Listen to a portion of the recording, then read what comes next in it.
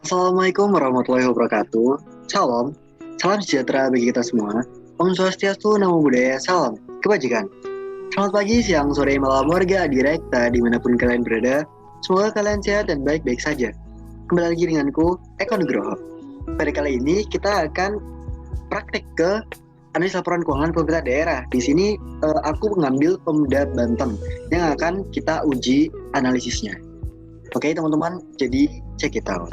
Yang pertama kita akan menganalisis LRA-nya dulu. Oh ya, kan kita tadi kalau di materi kita udah ngebahas bagaimana dia horizontal, vertikal, bagaimana dia membandingkan antar laporan keuangan per tahun, terus gimana rasionya. Nah sekarang kita bahas kayak gitunya. Sekarang yang aku bahas adalah per masing-masing komponen laporan keuangannya. Yang pertama aku akan ngebahas LRA-nya. Di sini ada LRA dari pemerintah daerah Banten. Nah, di mana ada pendapatan LRA-nya, terus ada pendapatan transfer. Oh ya, dalam LRA itu ada pendapatan transfer, terus ada pendapatan transfer pemerintah pusat, dan lain-lain pendapatan daerah yang sah. Terus dalam belanja itu ada belanja operasi, belanja modal, belanja tak terduga. Terus ada transfer, yaitu transfer bagi hasil pendapatan, maupun transfer bantuan keuangan, yang mana sisanya nanti jadilah surplus atau defisit. Lalu setelah itu ada pembiayaannya, baik itu penerimaan pembiayaan maupun pengeluaran pembiayaan. Serta terakhir ada pembiayaan neto. Pada akhirnya nanti kita cek apakah ada silpa atau enggak, kayak gitu. Silpa atau sikpa. Nah, di sini ini adalah data laporan realisasi anggarannya. Dan aku udah ngebuat year to year analysis dan index number trend analysis. Yang mana ini penting banget biar kita langsung tahu grafiknya kayak gimana biar lebih jelas gitu. Oh, ternyata dari pendapatan LRA-nya sendiri itu tuh naik di tahun 2019 tapi turun di tahun 2020. Ya kenapa? Kan kita tahu ya di masa pandemi gini otomatis keuangan itu sulit lah buat ngedapetin si pendapatannya. Jadi dari LRA ini kita langsung dari analis trend ini ya kita udah bisa menilai oh ternyata tahun 2020 itu Pemda Banten turun loh pendapatannya, meskipun dia turunnya nggak signifikan ya, cuma sekitar 10%, tapi itu tinggi sih dalam Pemda. Terus belanjanya juga dalam Pemda itu belanjanya juga meningkat di tahun 2019 tapi menurun tahun 2020 sejalan dengan pendapatannya. Jadi si Pemda ini juga bagus dalam mengefektifkan sumber daya yang ada. Kenapa? Karena meskipun pendapatannya dia itu sadar pendapatannya turun, jadi dia juga nggak mau belanjanya itu tinggi-tinggi banget. Biar apa sih? Biar nanti nggak terjadi kebanyakan si belanja tapi pendapatannya itu kurang, kayak gitu teman-teman. Dalam Pemda Banten ini ternyata tahun 2020 tetap tinggian pendapatannya dibanding belanjanya. Ini udah bagus ya dari sekelas pemerintah daerah yang mana di masa pandemi ini pendapatannya itu justru lebih tinggi daripada belanja LRA-nya. Lalu yang kedua ada LPSAL, laporan perubahan saldo anggaran lebih, yang mana ada saldo anggaran lebih awal, terus ada silpa, dan ada koreksi lain jadilah saldo anggaran lebih akhirnya. Nah, di sini terlihat tahun 2018, terus tahun 2020, kita lihat langsung ke trend analisisnya. Jadi saldo anggaran lebih akhir di Pemda Banten ini terlihat dia tuh menurun teman-teman dari tahun ke tahun. Tapi ini bukan berarti jelek ya. Justru ini sebaliknya bisa dibilang bagus. Kenapa bisa dibilang bagus? Karena namanya sisa anggaran lebih, dia itu bisa memaksimalkan anggaran lebihnya. Nah, daripada dia dianggurin kan lebih baik dia dioptimalkan untuk misal belanja apa yang bisa digunakan untuk memaksimalkan kinerja pemdanya. Nah, maka di sini dia termasuk bagus. Kenapa? Karena dia itu bisa mengefisiensikan atau mengoptimalkan sisa anggaran lebihnya. Jadi per tahun itu dia makin turun. Itu bagus menurutku. Kenapa? Karena dia mampu mengoptimalkan sumber daya yang ada dari sisa anggaran lebih itu tadi. Gitu teman-teman. Terus kita masuk ke laporan arus kasnya. Nah, dalam laporan arus kas sendiri itu ada dari operasi, terus ada dari aktivitas investasi, lalu dari aktivitas pendanaan. Dan yang terakhir ada arus kas aktivitas transitoris. Nah, dari aktivitas operasi itu nanti ada arus kas masuknya dan ada arus kas keluar. Yang mana ini sesuai operasional si pemdanya. Jadi benar-benar yang paling sering ada arus transaksinya dalam pemda itu arus kas masuk dan arus kas keluar. Lalu ada arus kas investasi. Ini untuk mengecek investing dari Pemda Banten itu sendiri, dari arus kas masuknya maupun arus kas keluarnya. Terus ada arus kas pendanaannya dan ada arus kas transitoris. Kita mau cek trend analisisnya.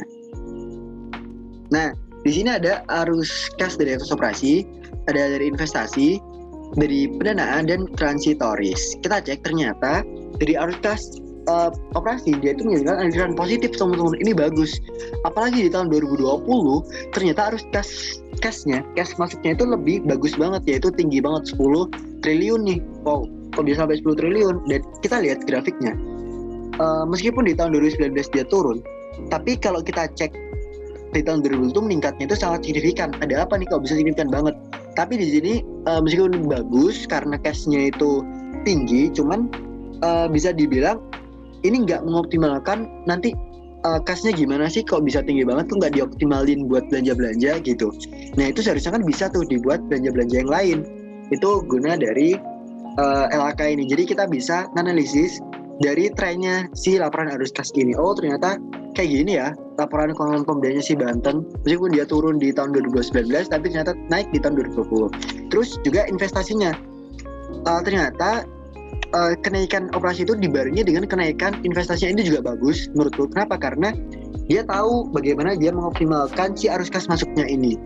Jadi dia gunain aja buat investasi pemerintah di periode tahun 2020. Terus ada aktivitas pendanaan yang mana ini juga bagus.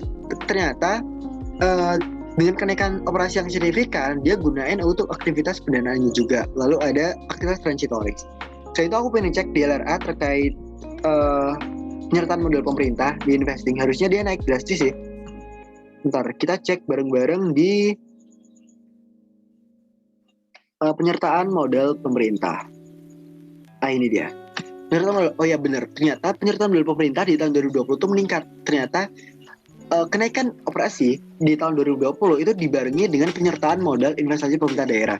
Namanya itu pembiayaan ya, atau investing, yang mana ini bagus banget. Kenapa? Karena kita pada masa depan nanti akan menerima hasilnya itu kembali. Jadi meskipun ini namanya pembiayaan, tapi pada akhirnya tuh pada suatu saat nanti itu akan balik lagi ke kita gitu. Jadi ini bagus bagi pemda itu sendiri. Oke, setelah laporan arus kas, kita akan ngebahas laporan operasionalnya.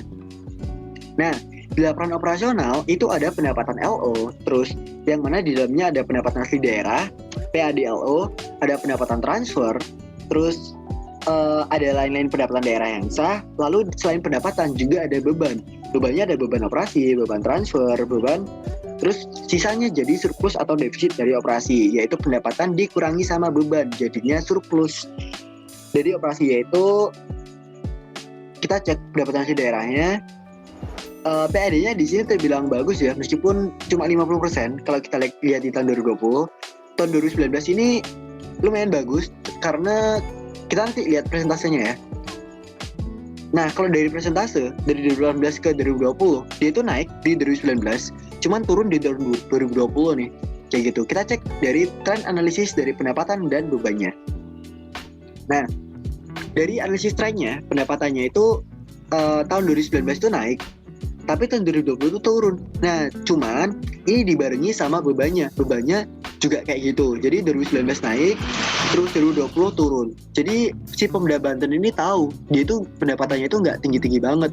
Makanya dia juga nggak boleh belanja itu nggak boleh, atau beban yang diakui itu nggak boleh tinggi-tinggi juga.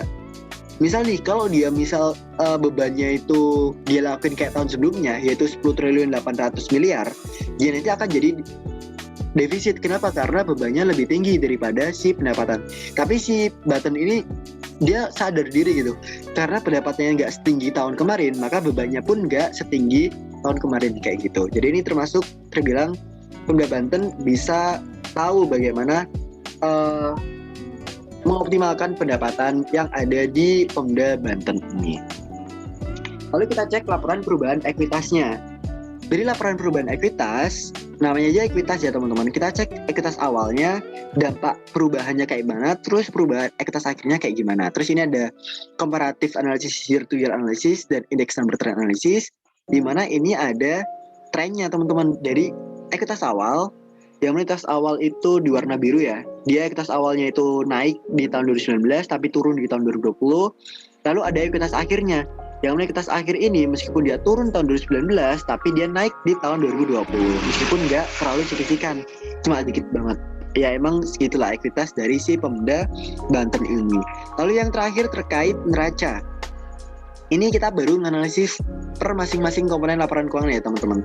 Nah, yang terakhir kita cek neracanya. Di neraca kan ada sama kayak di private, yaitu ada aset lancar, current aset, ada terus investasi jangka panjang, ada investasi, terus ada aset lainnya, terus ada liability dan ada equity. Jadi ini adalah neraca si Pemda Banten. Kita cek komparatif analisisnya. Dari year to year analisis, kita cek kas di kas dah. Dari tahun ke tahun itu ternyata mengalami penurunan teman-teman. Yang dari tahun 2018-19 itu turun 12%, dari 19 ke 20 turun 31%. Nah, terus kita cek analisis trennya per masing-masing akun, baik itu aset, liability maupun equity dari neraca pemerintah daerah si Banten ini. Nah, aset lancarnya dia turun dari tahun ke tahun. Nah, cuman di sini terlihat bahwa total asetnya itu ternyata dia tahun 2020 itu meningkat, padahal kan total aset lancarnya itu turun. Kok bisa total asetnya tinggi di tahun 2020? Berarti di sini si Pemda Banten fokus ke aset jangka panjangnya. Nah, jadi Pemda Banten ini fokus ke aset jangka panjangnya teman-teman, baik itu aset tetap, investasi maupun aset tetap lainnya. Tapi kalau kita cek 2020, ini tuh tingginya di mana? Yaitu di investasi yang ada di penyertaan modal pemerintah di DLRA. Kan kita cek tadi di tahun 2020, investasi pemerintah daerah itu dia ada cuma di tahun 2020, yaitu 1 triliun lebih.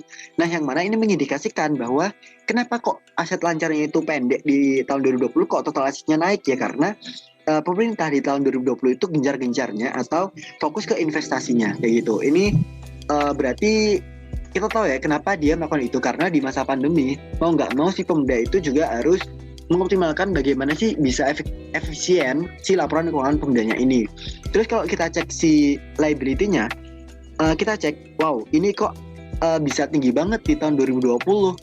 Nah, setelah aku cek di beberapa web sumber si laporan keuangan Banten ini, kenaikannya itu dikarenakan selain untuk penyertaan modal pemerintah, itu juga digunakan untuk masa pandemi ini, baik sektor pendidikan, terus sektor infrastruktur di pemerintah daerah Banten itu sendiri, maupun untuk menanggulangi kesehatan, khususnya untuk menanggulangi pandemi COVID ini.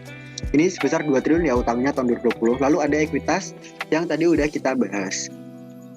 Nah, sebelum nanti kita akan lanjut ke rasio, jadi kita cek dulu analisis trennya, baik itu total aset lancar, liability maupun ekuitasnya. Nah, jadi ini adalah video ketiga yang mana kita akan ketemu di video terakhir yang akan ngebahas terkait rasio-rasio keuangan pemerintah daerah. Kurang lebihnya aku mohon maaf, kita akan ketemu lagi di video terakhir dari analisis laporan keuangan Pemda TM14 ini. See you teman-teman. Wassalamualaikum warahmatullahi wabarakatuh.